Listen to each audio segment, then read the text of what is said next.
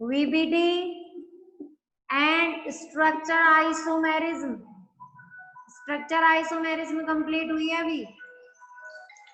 Structure isomerism तक इन तीनों topic में किसी को कोई प्रॉब्लम है? स्ट्रक्चर आइसोमेरिज्म अपन पढ़ रहे थे सैटरडे को। LIC हरदम 7 तक का पार्ट अपने कंप्लीट हो गया। आज अपन main important part stereo isomerism पढ़ेंगे। Isomerism are divided into 2 parts. First जो है वो स्ट्रक्चर आइसोमेरिज्म, सेकंड जो है optical isomerism. Structure isomerism, optical isomerism. Structure isomerism are classified into 5 parts: linkage, ionization, coordination, hydrate, and coordination bridge isomerism. Okay, is that clear? Now, next second type of isomerism is stereoisomerism. Stereoisomerism, which is divided into 2 parts. First, geometrical, and second, optical isomerism. First, geometrical, and second, optical isomerism. The essential condition which is required for geometrical isomerism of any complex compound. Essential condition. Listen to carefully. Essential condition for geometrical isomerism for any one complex. First, complex always heteroleptic type. Heteroleptic type complex form always any complex compound. The first condition is complex always heteroleptic. Okay, heteroleptic meaning different type of ligand are attached to metal. Different type के ligand metal से attach होने चाहिए, complex heteroleptic होना चाहिए। Okay, समझ रहे हैं ये चीजें? सेकंड टाइप ध्यान देंगे इन कोऑर्डिनेशन नंबर 4, ज्योमेट्री और शेप और स्ट्रक्चर भी कह सकते हो आप। शेप जो है वो हमेशा always shape is square planar for any complex in coordination number 4। Okay, coordination number 4 के लिए 2 टाइप की शेप होती है, geometry square planar and tetrahedral. ध्यान से ये चीज समझ लें, टेट्राहेड्रल शेप में ज्योमेट्रिकल आइसोमेरिज्म पॉसिबल नहीं है। ओनली स्क्वायर प्लेनर शेप में ही ज्योमेट्रिकल आइसोमेरिज्म बनेगी। रीजन, क्योंकि जो टेट्राहेड्रल शेप है उसमें 3 लिगेंड्स होंगे। कैसी होती है tetrahedral shape? In tetrahedral shape 3 types of ligand, ये देखो ये वाला, ये एक ही प्लेन में प्रेजेंट होते हैं। तो एक ही प्लेन में प्रेजेंट होने से अपन इनको सेम डायरेक्शन या अपोजिट डायरेक्शन में इनके कॉन्फ़िगरेशन को अरेंज नहीं कर सकते। ओके, अपोजिट डायरेक्शन या सेम डायरेक्शन तो बनेगी स्क्वायर प्लेनर शेप में। इस वजह से ही क्या होगा, स्क्वायर प्लेनर शेप वाले जो कॉम्प्लेक्स कंपाउंड होंगे उनमें ही ज्योमेट्रिकल आइसोमेरिज्म पॉसिबल है। अब जैसे फर्स्ट एग्जांपल मैंने M(A2B2) टाइप का लिया है। A2B2 के लिए जैसे कोई कॉम्प्लेक्स बना लूं मैं, M is equal to platinum metal लिख ली, NH3 2Cl2 सिस्प्लेटिन, जिसका नाम होता है cisplatin. Okay Rahul, BrO4 minus की स्ट्रक्चर अभी बताते हैं बेटा, पहले ये डिस्कस कर ले फिर अभी बताते हैं। BrO4 minus, BrO4 negative charge है उसको। कितना इजी था, टेस्ट में दिया था कल। टेस्ट में बहुत से बच्चों ने नहीं दिया है, कॉपियां दी नहीं है आप लोगों ने। ये तरुण, विवेक और ये जो बच्चे हैं उनकी कॉपियां मेरे पास आई नहीं है, ध्यान से सुन ले। टेस्ट दिया ही नहीं है। BrO4 माइनस की स्ट्रक्चर समझ लो पहले, कल टेस्ट में दिया था ये क्वेश्चन, BrO4 नेगेटिव की स्ट्रक्चर।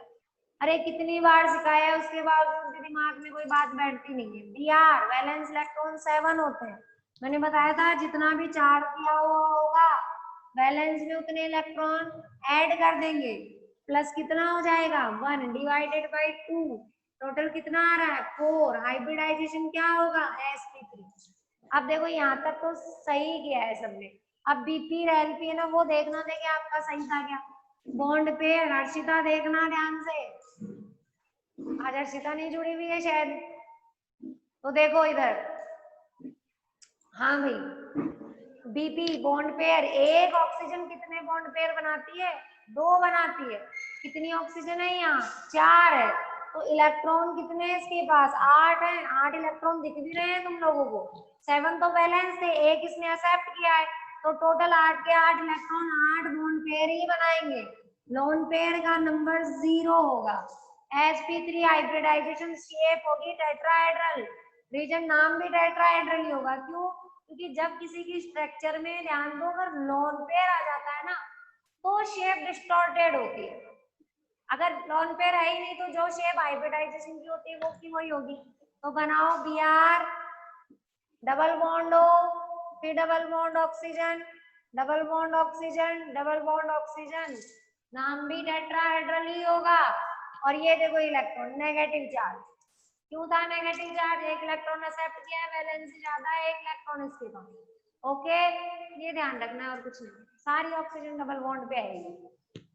और बोलो राहुल आ गया समझ में, मिस्टेक भी पता चल गई होगी क्या की है तुमने।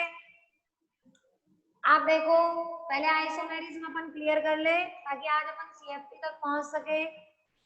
आपके ये 1-2 टॉपिक है ना इस चैप्टर 9 में क्लियर नहीं है, ये मैं बता दूं ना, तो आप लोगों के ये आइसोमेरिज्म का टॉपिक अच्छे से क्लियर है और ना ही सीएफटी, क्योंकि सीएफटी के न्यूमेरिकल वगैरह आप ढंग से नहीं कर सकते हो। देखो क्या है समझे एक बार, आइसोमेरिज्म जो अपन स्टीरियो पढ़ेंगे आज, स्टीरियो के 2 टाइप है, ज्योमेट्रिकल और ऑप्टिकल। ओके आज बनाना सीख ले आइसोमर। बेटा ज्योमेट्रिकल आइसोमर की एसेंशियल कंडीशन एग्जाम में ध्यान दें, ज्योमेट्रिकल आइसोमेरिज्म आपको 2 जगह मिल रही है अपने कोर्स में, एक तो चैप्टर 9 में है और एक चैप्टर 16 है आपका स्टीरियो केमिस्ट्री, उसमें भी है।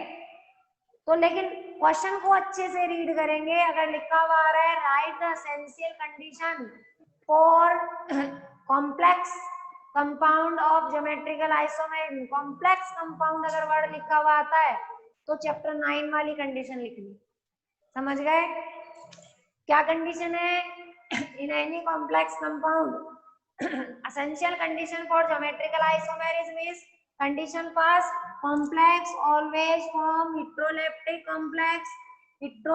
complex condition number first and condition number second, ध्यान दो कंडीशन नंबर सेकंड, फर्स्ट हो गई heteroleptic, condition second in coordination number 4 complex always form square planar shape, हमेशा कॉम्प्लेक्स कोऑर्डिनेशन नंबर 4 में कैसा होना चाहिए स्क्वायर प्लेनर शेप का होना चाहिए, क्योंकि टेट्राहेड्रल में रीजन मैंने बता दिया 3 लिगेंड एक ही प्लेन में होने की वजह से ज्योमेट्रिकल आइसोमेरिज्म शो नहीं करेंगे। अब फर्स्ट इसमें एग्जांपल अपन लेते हैं M(A2B2) टाइप, A2B2 में कोई भी कॉम्प्लेक्स बना लो, PT लिख लिया, NH3 लिख लिया, Br2, बहुत इजी है फटाफट बना देंगे। सिस और ट्रांस बनाना है PT, देखो same ligand same side, NH3 एक ही साइड बना दिया, Br एक ही side, when same ligand present same side then the complex isomer is cis isomer, तब अपन उसको क्या बोलेंगे बेटा cis isomer। सेकंड देखो same ligand present in opposite direction, NH3 इधर आ जाए NH3, Br इधर आ जाए Br, तो कौन सी फॉर्म बनेगी ये ट्रांसफॉर्म, बहुत ही इजी है ट्रांसफॉर्म बन जाएगी। ये तो फर्स्ट था A2B2 टाइप का कॉम्प्लेक्स। अगर कॉम्प्लेक्स हो A2BC टाइप, A2BC जैसे मैंने एग्जांपल लिखा है PT NH3 2 Br और Cl, हो गया ये A2 ये B और ये C।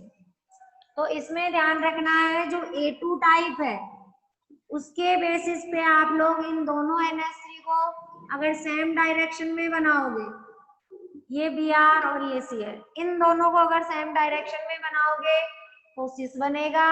अगर इन दोनों को आप अपोजिट डायरेक्शन में लगा देंगे तो ट्रांस का फॉर्मेशन हो जाएगा। अपोजिट डायरेक्शन में लगा दो दोनों NH3 को, यहाँ NH3 यहाँ NH3, Br और Cl बन जाएगा ट्रांसफर। ओके, थर्ड एग्जांपल देखो। अगर वैसे अपने कोर्स में ABCD टाइप का नहीं है, अगर होता ABCD टाइप तो अपन कैसे बनाते, PT A B C और D, मीनिंग समझ रहे हैं, चारों ही लिगेंड अलग हो तो बेटा हमको उनकी इलेक्ट्रोनेगेटिविटी के बेस पे आपको बनाना होगा। जैसे मैं लिख दूं PT, एक लिख दिया मैंने NH3, फिर Cl, फिर Br और कोई सा लगा लो, H2O लगा लो जैसे। तो देखो इलेक्ट्रोनेगेटिविटी बेस मीनिंग जो न्यूट्रल लिगैंड है, न्यूट्रल लिगैंड को सेम साइड रखो, जो नेगेटिव लिगैंड है उनको सेम साइड रखो।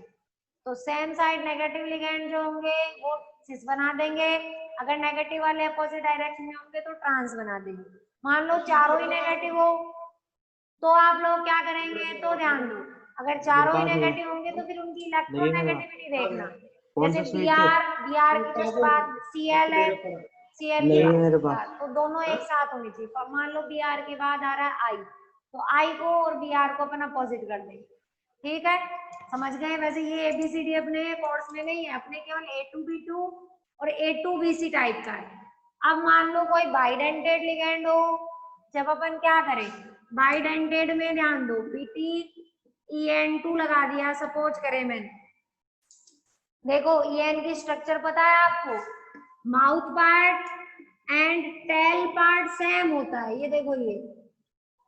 तो बेटा इसकी ओनली वन फॉर्म आइसोमर ही बनेगा, ओनली वन आइसोमर, जो कि होगा ट्रांस। कैसे, स्क्वायर प्लेनर शेप में PT लिया, कोई भी दो कॉर्नर ले लो, दो बॉन्ड लिए, यहाँ EN लगा दिए, अब EN कहाँ लगेगा, अपोजिट डायरेक्शन में। ये देखो हमेशा अपोजिट ही लगेंगे एक दूसरे के, यहाँ NH2 यहाँ NH2 यहाँ NH2 यहाँ NH2, अपोजिट डायरेक्शन में ही EN लगेगा। तो केवल और केवल EN जब होगा तो उसकी सिस फॉर्म नहीं बनेगी, उसकी क्या बनेगी, ट्रांस। लेकिन जैसे कोई ऐसा बाइडेंटेड लिगेंड है जिसका माउथ और टेल पार्ट डिफरेंट है, जैसे कि आपने लिया था आप एग्जाम्पल ग्लाइसिन से बनाया था, ग्लाइसिनेटो। तो ग्लाइसिनेटो में क्या होता है, एक तरफ NH2 होता है और दूसरे पार्ट पे CO नेगेटिव होता है। तो इसके सिस और ट्रांस दोनों बन सकते हैं। कैसे, देखो आप क्या करोगे, एक तरफ जब बनाओगे यहाँ से NH2 से इसको स्टार्ट कर दें अपन, और NH2 से स्टार्ट करके एक कॉर्नर पे NH2, दूसरे पे CO नेगेटिव, और जब दूसरा ग्लाइसिनेटो लगाओ तो उसे स्टार्ट अगर NH2 से करते हो तो NH2 सेम डायरेक्शन होगी, CO नेगेटिव की CO नेगेटिव से सेम डायरेक्शन होगी। जब अपन उसको क्या बोल देंगे, सिस फॉर्म। और अगर NH2 यहाँ से स्टार्ट करूँ, इस कॉर्नर से NH2 लगाना और यहाँ CO नेगेटिव लगाऊं, तो CO नेगेटिव का अपोजिट होगा, NH2 का अपोजिट होगा। जब अपन उसको कह देंगे ट्रांसफॉर्म। ओके, ये हो गया कोऑर्डिनेशन नंबर 4 के लिए ज्योमेट्रिकल आइसोमेरिज्म। अब अपन देखते हैं कोऑर्डिनेशन नंबर 6 के लिए ज्योमेट्रिकल आइसोमेरिज्म। तो कोऑर्डिनेशन नंबर 6 में बेटा ये चीज ध्यान रखें, कंडीशन तो अभी भी वही है, कॉम्प्लेक्स हमेशा इलेक्ट्रोलैप्टिक होना चाहिए। फर्स्ट मैंने कॉम्प्लेक्स का एग्जांपल ले रखा है A4B2 टाइप। A4B2 के लिए जैसे एग्जांपल मेटल की जगह सपोज करें कोबाल्ट लिख लिया, NH3 लिख लिए A4 की जगह, और B की जगह लिख लिया Cl। शेप कैसी होती है, ऑक्टाहेड्रल होती है। इन कोऑर्डिनेशन नंबर 6 शेप जो है कॉम्प्लेक्स की ऑक्टाहेड्रल होगी, ये देखो ये। तो आप ध्यान रखें हमेशा ट्रांसफॉर्म बनाने के लिए जो आपको दो लिगेंड सेम टाइप के दिए गए B2 वाले, वो B2 हमेशा इस फ्रंट वाले पार्ट पे रखेंगे आप, यहाँ पर। ओके, इस पोजीशन पे आप यहाँ हमेशा वो दो लिगेंड लिख दो, B है तो B, Cl है तो Cl, ये देखो ये Cl, और बाकी बचे हुए ग्रुप पे लगा दो A4 टाइप, ये लगा दिया A4।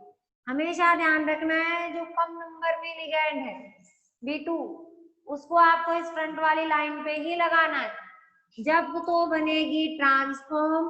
और अगर उन दोनों को फ्रंट में ना लगा के कोई भी दो पास वाली जो पोजीशन है उन पे लगा दो, कहीं भी दो पे। जैसे कि मान लो मैंने यहाँ ले लिया Cl, फिर यहाँ Cl, NH3, यहाँ NH3, यहाँ NH3 और यहाँ, तो बनेगी सिस फॉर्म। कहीं भी इन दो को लगा दो, यहाँ लगा सकते हैं, इधर कर दो, इधर कर दो, कहीं तो सिस फॉर्म बनेगी। ट्रांस हमेशा इस पोजीशन से ही बनेगी। ओके, A4B2 टाइप हो गया। A3B3 हो तो कैसे बनाएंगे? A3B3 को देखो ध्यान से, A3B3 टाइप Ma3B3 एग्जाम्पल देखे, CO NH3 3 और Cl भी ले लिए मैंने 3।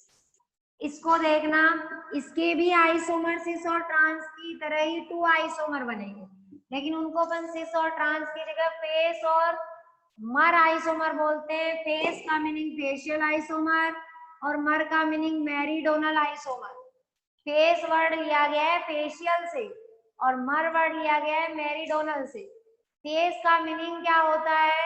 जो सेम टाइप के A3 या B3 ले रखे, अगर वो कंटिन्यूअस सीरीज में है, जैसे ए आ गया, ये ए और ये ए, फिर बी और बी आ गया। अगर कंटिन्यूअस इनमें बॉन्डिंग है, कंटिन्यूअस सीरीज में लगे हुए हैं, तो उसे फेस आइसोमर बोल देंगे। अगर कंटिन्यूअस नहीं है, मान लो 2 ए आ गए, फिर बी आ गया, फिर ए आ गया, तो कंटिन्यूअस नहीं है, क्या हुआ? कंटिन्यूअस नहीं होंगे तो आएगा मेरीडोनल या मर आइसोमर। जैसे इनमें यहाँ पे लगा दिए मैंने NH3 तीनों, ये होगा फेशियल आइसोमर, जिसे अपन एक टाइप का फेशियल आइसोमर सिस आइसोमर ही होता है। ओके, फेस आइसोमर एक टाइप का सिस आइसोमर है। और अगर सीक्वेंस से ना रखे, कोई भी अल्टरनेट सीक्वेंस में या फिर कोई भी कंटिन्यूअस सीरीज में ना होके, जैसे सपोज करो 2 NH3, फिर मैंने Cl, फिर NH3, फिर Cl, फिर Cl ऐसे लगा दिया, तो उसको अपन बोलेंगे मर आइसोमर। ये फेस और ये मेरीडोनल मर आइसोमर। ओके, नेक्स्ट एग्जांपल देखें। ये दो कॉम्प्लेक्स हैं अपने कोऑर्डिनेशन नंबर 6 में, A3B3 और A4B2 टाइप। नेक्स्ट एग्जांपल, मैंने कोई बाइडेंटेड लिगेंड अगर जुड़ा हुआ हो तो कैसा होगा? मान लो बाइडेंटेड लिगेंड, जैसे एग्जांपल मैंने ले लिया En2, कितने हो गए ये? 4, और क्या लगा दिया? Cl2, ये देखो टोटल हो गए 6। आप ध्यान दें बेटा, इसको कैसे बनाएंगे अपन? कंडीशन तो अभी भी वो की वही है कि जो फ्रंट वाली लाइन है उस पे जो लिस्ट लिगेंड है, ये वाले, इनको आपको इस फ्रंट वाली लाइन पे लगाते ही ट्रांस का फॉर्मेशन होगा। यहाँ Cl, यहाँ पर Cl। अब En कैसे लगाते हैं? एक En जुड़ती है दो बॉन्ड से, ये देखो ये En और यहाँ पर भी है, ये बन गई ट्रांसफॉर्म। ओके, अब इस लाइन के अलावा किसी भी दो पास वाली पोजीशन पे, चाहे इन पे चाहे इस पे, किसी भी दो पास वाली पोजीशन पे लगा दो Cl को, तो बन जाएगी सिस फॉर्म। बहुत इंपॉर्टेंट एग्जांपल है ये। कोबाल्ट, कोई भी दो पास वाली, यहाँ Cl, यहाँ En लगा दिया, यहाँ En, बन जाएगी सिस फॉर्म। ये ज्योमेट्रिकल आइसोमेरिज्म कोऑर्डिनेशन नंबर 4 और कोऑर्डिनेशन नंबर 6 के लिए कंप्लीट हो चुकी है। ओके, अब अपने सेकंड जो टाइप है वो आता है ऑप्टिकल आइसोमेरिज्म। इसका सेकंड टाइप है बेटा ऑप्टिकल आइसोमेरिज्म। वो ध्यान दो क्या होती है ऑप्टिकल आइसोमेरिज्म। ऑप्टिकल आइसोमेरिज्म, हाँ भाई इधर देखें सर। ऑप्टिकल आइसोमेरिज्म कंडीशन क्या है? ऑप्टिकल आइसोमर किसको अपन कहेंगे? वो ऑप्टिकल आइसोमर होगा, वो कॉम्प्लेक्स कंपाउंड ऑप्टिकल आइसोमर होगा जो कि अपनी इमेज पर सुपर इम्पोज नहीं होना चाहिए। ओके, सुपर इम्पोज नहीं होना चाहिए। मिरर इमेज जो इनकी बनेगी उस पे ये सुपर इम्पोज नहीं होना चाहिए। जैसे फॉर एग्जांपल, मैंने मेरे दोनों हाथ, इधर देखिए सभी बच्चे, ये दोनों हाथ जो है मेरे, मैंने कहा बेटा मेरे जो दोनों हाथ हैं वो एक दूसरे के मिरर इमेज है, यानी मेरे हाथ में क्या है, ऑप्टिकल आइसोमेरिज्म प्रेजेंट है। कैसे पता चला? इस हाथ को जब मैंने उठा करके इसके ऊपर सुपर इम्पोज किया, ऊपर इम्पोज करने का मतलब डायरेक्शन घुमाना नहीं होता, घुमाते तो इम्पोज हो जाएगा। वो उठा करके एज इट इज ऐसे कैसे रख दिया, तो देखो थंब पे थंब नहीं है, फिंगर पे फिंगर नहीं है, तो उसे अपन बोलेंगे कि मेरा हाथ ऑप्टिकल आइसोमर है मेरे दूसरे हाथ, क्योंकि वो सुपर इम्पोज, सबसे बड़ी यही कंडीशन है। ऑप्टिकल आइसोमर प्लेन पोलराइज जो लाइट होती है, प्लेन पोलराइज लाइट समझते हैं, फिजिक्स में पढ़ा हुआ है तुमने कि जब अपन मोनोक्रोमेटिक लाइट को निकोल प्रिज्म में से पास आउट करते हैं तो डेक्सोरोटेटरी या लिवोरोटेटरी अगर लाइट आपको दिखती है वो प्लेन पोलराइज प्लेन होता है। जब अपना कोई भी कंपाउंड, कोई भी कॉम्प्लेक्स कंपाउंड अगर प्लेन पोलराइज लाइट को, प्लेन पोलराइज जो लाइट है उसको अगर क्लॉकवाइज या एंटी क्लॉकवाइज डायरेक्शन में रोटेट कर दे, क्लॉकवाइज या एंटी क्लॉकवाइज अगर रोटेट करे तो अपन उसको बोलेंगे ऑप्टिकल आइसोमर। और आइसोमेरिज्म का यही करेक्टर ऑप्टिकल आइसोमेरिज्म होता है। ऑप्टिकल आइसोमेरिज्म की कंडीशन समझ गए? मिरर इमेज सुपर इम्पोज नहीं होगा, चाहे होमो में बना दो चाहे इलेक्ट्रोलैप्टिक कॉम्प्लेक्स में बना दो। ठीक है, अब अपन बनाते हैं, देखो एग्जांपल देखिए। अभी अभी जो तुमने एग्जांपल लिखा था मैं वही करवा रही हूँ, उस एग्जांपल में समझो। कह दे इस कॉम्प्लेक्स के लिए क्वेश्चन ये नहीं आएगा दिया हुआ कि ये आइसोमर बनाइए, पहचानना है कौन सी आइसोमेरिज्म प्रेजेंट है इसमें। बताओ इस कॉम्प्लेक्स में कौन कौन सी आइसोमेरिज्म है। आइसोमेरिज्म के टू टाइप्स आपने पढ़े हैं कॉम्प्लेक्स कंपाउंड, स्ट्रक्चर आइसोमेरिज्म। बताइए स्ट्रक्चर आइसोमेरिज्म का कोई टाइप्स वो है क्या इसमें? स्ट्रक्चर आइसोमेरिज्म ये थी 5 टाइप की, LIC हरदम साथ। क्या इनमें से कोई ऐसा टाइप है जो इसमें हो सकता है? लिंकेज हो सकती है इसमें? नहीं, क्योंकि इसमें एम्फिडेंटेड नहीं है। आयनाइजेशन हो सकती है? नहीं हो सकती, क्योंकि इसमें बाहर कोई आयन नहीं है। कोऑर्डिनेशन हो सकती है? नहीं हो सकती, क्योंकि इसमें एक ब्रैकेट और नहीं है। हाइड्रेट हो सकती है? नहीं हो सकती, क्योंकि इसमें H2O नहीं है। और ब्रिज तो आपको वैसे दिख रहा है कि इसमें ब्रिज है ही नहीं, तो कहाँ से होगी? तो स्ट्रक्चर आइसोमेरिज्म के तो वो 5 टाइप्स हैं नहीं इसमें। फिर अपन चलते हैं सेकंड स्टीरियो में। स्टीरियो 2 टाइप के है, ज्योमेट्रिकल एंड ऑप्टिकल। फर्स्ट है ज्योमेट्रिकल, बिल्कुल इसमें ज्योमेट्रिकल हो सकती है। कैसे? क्योंकि ये इलेक्ट्रोलैप्टिक कॉम्प्लेक्स है। तो फर्स्ट तो इसके ज्योमेट्रिकल आइसोमर बनाओगे सिस और ट्रांस। देखो मैंने बनाया trans, Cl Cl, NH3 NH3 NH3 और NH3, ये है इसकी ट्रांसफॉर्म। आपको अभी पता चल जाएगा ट्रांसफॉर्म ऑप्टिकल आइसोमर होगी या नहीं होगी। ट्रांसफॉर्म है ये। अब मैंने यहाँ लगा दिया मिरर, ये मिरर है, देखो मिरर में देखो इसकी इमेज आपको कैसी दिखाई देती, आता है मिरर में देखना। मिरर में फेस आपको फेस की जगह ही दिखाई देता है ना हमेशा। और देखो इधर ये अपर पार्ट और ये लोअर पार्ट, तो कभी अपर पार्ट और लोअर पार्ट चेंज होते हैं क्या? खुद को अपने आप को मिरर में देखते हो कैसा दिखाई देता है? सिर्फ राइट साइड लेफ्ट में और लेफ्ट साइड राइट में दिखती है, बाकी फेस फेस की जगह दिखेगा, पैर पैर की जगह ही दिखेंगे। समझ गए? ये देखो ये रहा इसका फेस, ये रहा इसका पैर। तो कभी भी फ्रंट के लिगेंड मिरर में नहीं बदलते हैं, ये Cl यहीं रहेगा, ये यहीं रहेगा। बदलेगा राइट और लेफ्ट वाला, ये है राइट में, लेफ्ट में चले जाएंगे NH3 इधर आ जाएंगे। और लेफ्ट में बोलो कौन है? लेफ्ट में भी NH3 है, वो इधर आ जाएगा ये लोग। अब उठाओ इसको और इसके ऊपर इम्पोज करो। जब तुमने इसके ऊपर सुपर इम्पोज किया, देखो बिल्कुल सुपर इम्पोज हो रहा है, फिट बैठ रहा है इसके ऊपर, एक ही तो चीज है देखो। तो इस कंडीशन में क्या इसमें ऑप्टिकल आइसोमेरिज्म प्रेजेंट है?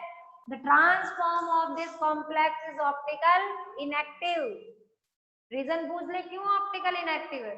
Because the transform of this complex are superimpose to each other. Okay, clear हो गया? इस कॉम्प्लेक्स की ट्रांसफॉर्म सुपर इम्पोज हो जाएगी, इसलिए ऑप्टिकली इनएक्टिव कंपाउंड है। तो अब सिस बनाइए फिर कि सिस देखे सुपर इम्पोज होती है कि नहीं होती।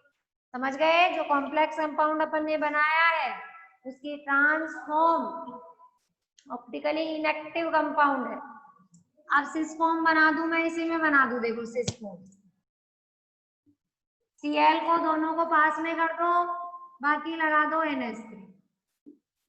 ये बन गया सिस आइसोमर। अब इसको मिरर में देखते हैं कैसा दिखता है। देखो मिरर में कैसा दिखेगा, ये वाला Cl फ्रंट वाला यही बनेगा, NH3 यही बनेगी।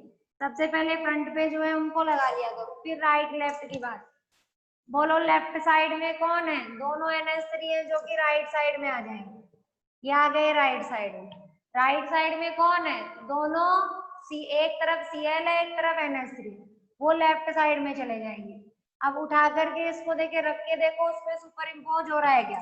उठाया रखा, नहीं हो रहा है इस बार। कैसे नहीं हो रहा? ये Cl है, जब उधर जाके बैठेगा ना तो उधर होगा NH3।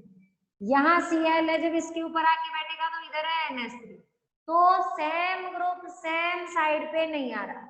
ओके, तो इसीलिए सिस फॉर्म क्या है? Optically active compound. क्लियर हो गया? Optically active compound. एक और एग्जांपल करवाती हूँ, देखो होमो का, होमोलेप्टिक कॉम्प्लेक्स का, ताकि और क्लियर हो जाए तुम्हारे। होमोलेप्टिक कॉम्प्लेक्स ये लिख लिया मैंने, +3 लगा लिया।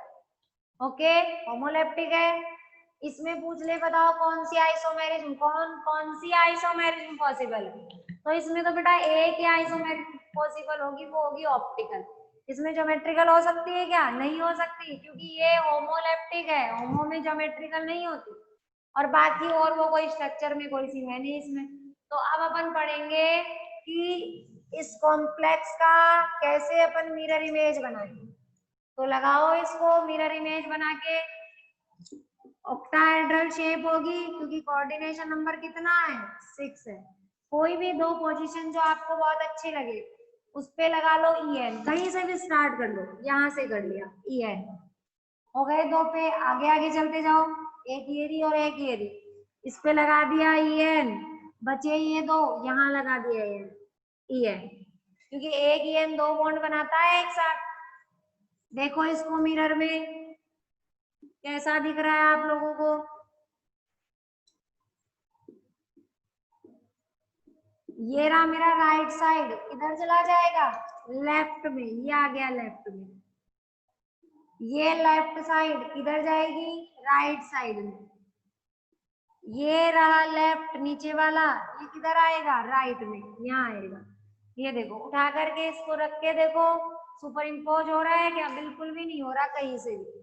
ये देखो इसको उठाया, यहाँ रखा, इसका ये इधर रह गया, ये इधर आएगा, ये इधर रह गया, वो उधर जा रहा है, तो सुपर इम्पोज नहीं हो रहा, यहाँ बीच में कोबाल्ट आ जाएगा। तो फिर अपन इसको क्या बोलेंगे? ऑप्टिकली एक्टिव कंपाउंड है। एक चीज ध्यान दो, नोट करो, अगर इस फॉर्म को मैं क्लॉकवाइज घुमाऊं, देखना क्लॉकवाइज घुमाया, ठीक है, तो क्लॉकवाइज घुमाते EN यहाँ से यहाँ, ये यहाँ से यहाँ, और ये वाला इधर, देखो तो क्लॉकवाइज डायरेक्शन में घुमाया है, इसी से ये वाली फॉर्म कन्वर्ट हो गई, तो इसको अपन बोलते हैं डी फॉर्म।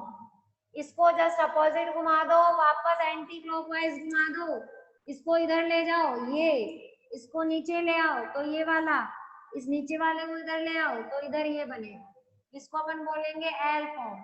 डी जो है उसका मीनिंग होता है, डी डेक्स्ट्रोरोटेटरी वर्ड से लिया हुआ है, डेक्स्ट्रोरोटेटरी मीनिंग क्लॉकवाइज डायरेक्शन।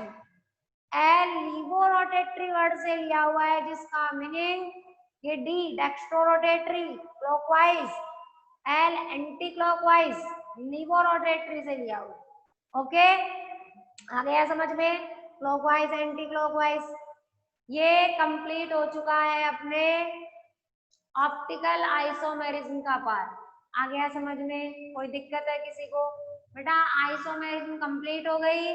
इससे रिलेटेड जितने भी एग्जाम्पल आपके बुक में दिए हुए हैं वो सारे एग्जाम्पल कॉपी में कर ले, और बुक में जो क्वेश्चंस दिए हुए हैं ऐसे टाइप में और एक शॉर्ट टाइप का क्वेश्चन है, वो दोनों सॉल्व कर ले। आप बताइए किसी को कुछ पूछना है? IUPAC, VBT या आइसोमेरिज्म में? पूछना है बेटा किसी को कुछ? नहीं पूछना तो CFT स्टार्ट करवा दूं?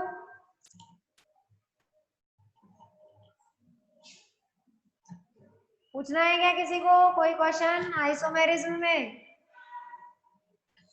समीर, DMG उस दिन भी बताया था बेटा मैंने, डाई मिथाइल ग्लाइऑक्सिन, DMG। डी का मीनिंग होता है डाई, एम का मीनिंग होता है मिथाइल और जी का मीनिंग होता है ग्लाइऑक्सिन। फिर उस ऑक्सीम का ई अपन रिप्लेस करते हैं, पढ़ा है, ध्यान देंगे। ग्लाइऑक्सीन से हो जाएगा ग्लाइऑक्सीमेटो। ओके, ग्लाइऑक्सीमेटो होगा। ग्लाइऑक्सीमेटो कैसे हुआ? क्योंकि ग्लाइऑक्सीन तो होगा जब OH जुड़ा होगा, जब अपन हाइड्रोजन हटा देंगे तो हटाते ही बनेगा ग्लाइऑक्सीमेट। अब होती क्या है वो देखो, ग्लाइऑक्सिम अपन किसको कहते हैं? जब अपन हाइड्रोक्सिल एमीन NH2OH बोलते हैं, ऑर्गेनिक पढ़ाऊंगी जब तुम्हारे चैप्टर 12 में आएगी ये रिएक्शन। जब हाइड्रोक्सिल एमीन की रिएक्शन अपन एल्डिहाइड या कीटोन से करवाते हैं, ठीक है, तो एल्डिहाइड या कीटोन से जब इसकी रिएक्शन करवाएंगे तो यहाँ से हटेगा H2 और रिमूव होते ही बनेगा C+N OH। इसका नाम ही होता है ऑक्सीम। ओके, ऑक्सीम बोलते हैं इसको। अब इसकी दो पोजीशन दिख रही है ना, ये वाली, बस और कुछ नहीं करना है, इसमें मिथाइल लगाना है तुम्हें, तो बनेगा मिथाइल ग्लाइऑक्सिम। अब इसकी हाइड्रोजन हटा दूं, हटाते ही ऑक्सीजन पे नेगेटिव चार्ज आएगा। देखो, कार्बन के साथ इस वैलेंसी पे तो लगा दिया मैंने CH3 और नेक्स्ट सेकंड वैलेंसी को मैंने दोबारा इसी ग्रुप से जोड़ दिया CH3। ये हो गया डबल बॉन्ड N, ये हो गया डबल बॉन्ड N OH। इसका नाम है डाइमिथाइल ग्लाइऑक्सिम। लेकिन अब ग्लाइऑक्सिन को मैंने कन्वर्ट कर दिया ऑक्सीमेट में, मीनिंग नेगेटिव फॉर्म में। ऑक्सीजन के पास वैलेंस इलेक्ट्रॉन दे जाएगा, हाइड्रोजन जाता जाता। ये लो, ये दोनों ऑक्सीजन की वजह से हो गया बाइडेंटेड लिगेंड ऑक्सीमेट। ऑक्सीमेट का ई हटा के ओ लगा देंगे, ऑक्सीमेटो बन जाएगा। तो DMG का एज ए लिगेंड नाम होगा डाइमिथाइल ग्लाइऑक्सीमेटो। ये होती है इसकी स्ट्रक्चर, डाइमिथाइल ग्लाइऑक्सीमेटो, बाइडेंटेड लिगेंड होता है। समझ गए? चार्ज कितना होता है इसमें? -2 होता है एक DMG पे, जैसे ऑक्सीलेट पे होता है वैसे। और बोलो, कुछ पूछना है किसी को? फटाफट बोले। कोई टेस्ट वगैरह किसी ने नहीं दिया? ये समीर, यासिका, ये संगीता यादव ने जरूर दिया था, अपनी कॉपी भेजी थी। बाकी किसी की कॉपी मेरे पास आई नहीं है भाई, बहुत गलत बात है, पढ़ते नहीं हो। पूछना है कुछ? अब अपना लास्ट टॉपिक बचा हुआ है CFT, स्टार्ट करवा दूं CFT? आइसोमेरिज्म में कोई प्रॉब्लम है? पढ़ेंगे जब प्रॉब्लम आएगी ना।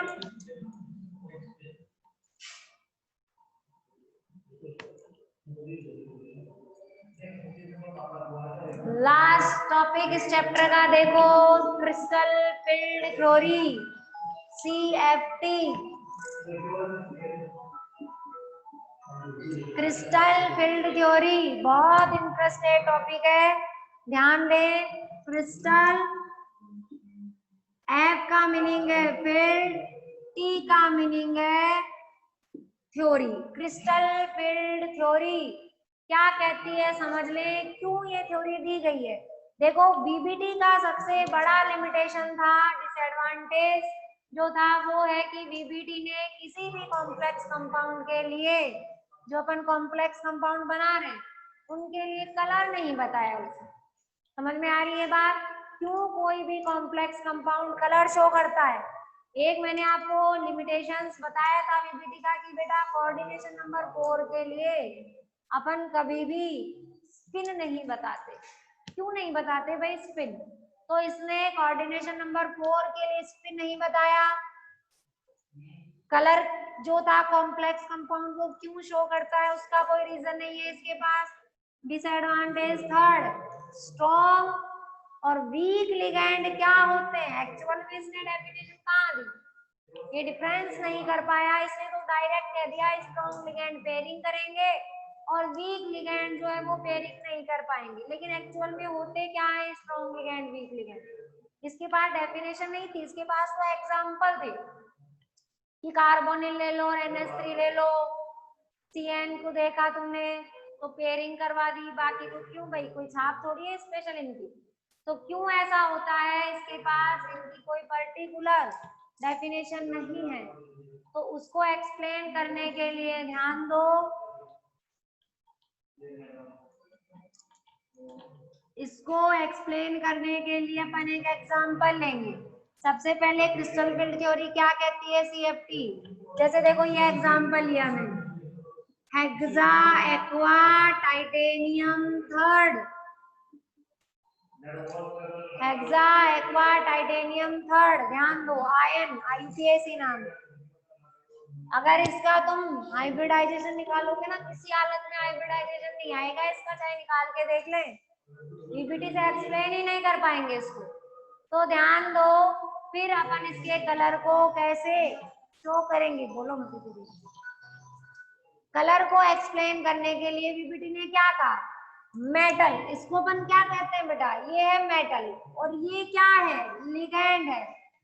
मेटल के पास में कितने d ऑर्बिटल होते हैं, 5 d ऑर्बिटल, उन 5 d ऑर्बिटल की सबकी एनर्जी क्या होती है, सेम होती है, समझ रहे हैं बात। मेटल के पास में 5 d ऑर्बिटल्स प्रेजेंट है, ये रे d ऑर्बिटल्स, इनकी सबकी एनर्जी सेम है, ये देखो, ये एनर्जी का गैप बनाया मैंने इधर, कब सेम है, जब कोई लिगैंड मेटल के कांटेक्ट में नहीं आएगा तो मेटल के इन 5 d ऑर्बिटल की एनर्जी क्या होगी, सेम होगी। नाम लिख दो इनके लिए, तीनों लिगैंड को एक ही एक्स एक्सिस, वाई एक्सिस और ये जेड एक्सिस पे बनाओ, दो एक्सिस एक साथ ले लेंगे, एक्स और वाई ले लो तो जेड को छोड़ दो, dxy, dyz और dxz, xy साथ ले लिया, z छोड़ दिया, x छोड़ दिया तो yz आ गया, y को छोड़ दिया तो xz हो गया, dxy, dyz, dxz, तीन ऑर्बिटल के नाम, इनको स्क्वायर के फॉर्म में ले लो, x स्क्वायर y स्क्वायर और ये हो जाएगा dz स्क्वायर। देखो 5 जो ऑर्बिटल प्रेजेंट है सबकी एनर्जी सेम, लेकिन जैसे ही इस टाइटेनियम के कांटेक्ट में कौन आएंगे, लिगैंड आएंगे। जब मेटल के कांटेक्ट में लिगैंड आएंगे तो मेटल के इन d ऑर्बिटल में भी क्या प्रेजेंट होते हैं बेटा, इलेक्ट्रॉन प्रेजेंट होते हैं, और लिगैंड के पास में भी क्या होता है, इलेक्ट्रॉन का पेयर होता है। तो लिगैंड के इलेक्ट्रॉन और मेटल के d इलेक्ट्रॉन, जो d ऑर्बिटल में इलेक्ट्रॉन है उनमें रिपल्शन क्रिएट होगा, रिपल्शन की वजह से मेटल के d ऑर्बिटल 2 पार्ट में स्प्लिट हो जाएंगे, ये 2 पार्ट में इस तरीके से डिवाइड हो गए। अब देखो जब मेटल के कांटेक्ट में कितने लिगैंड आएंगे, 6 लिगैंड आएंगे, तो 6 की शेप ध्यान दो कैसी होती है, ऑक्टाहेड्रल। ध्यान से मेरी बात सुन ले, जो इस लाइन पे प्रेजेंट है ये वाले लिगैंड, ये वाले जो लिगैंड होते हैं जो कि इस लाइन पे प्रेजेंट है, इनका तो वर्क होता है स्क्वायर वालों को रिपल करना, एक्स स्क्वायर वाई स्क्वायर वालों को जेड स्क्वायर को रिपल करना, और जो स्क्वायर शेप में प्रेजेंट है उनका वर्क होता है एक्स एक्सिस पे, वाई एक्सिस पे, जेड पे, जो है ये तीन स्टार्टिंग वाले इन ऑर्बिटल को रिपल करना। तो तुम खुद देखो जब मैंने इसको यहाँ रख रखा है तो बिल्कुल लाइन वाले लिगैंड इन